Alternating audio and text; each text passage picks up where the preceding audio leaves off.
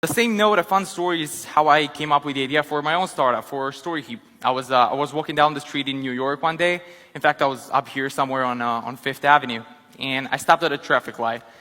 Right next to me, there was this group of teenage girls, which I assume were traveling or something because they were all on their phones and taking pictures.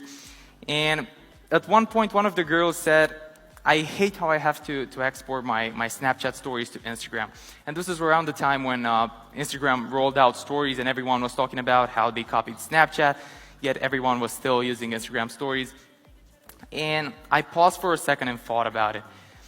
I could immediately relate to the same issue because I always also try to synchronize my stories across multiple platforms, and I know how tedious and annoying that process is.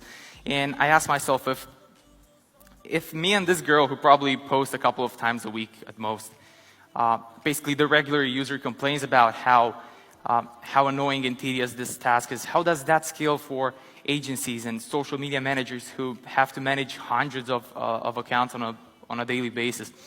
So I picked up my phone, I texted a good friend of mine who owned a social media agency, and I asked him if this was a common issue for them.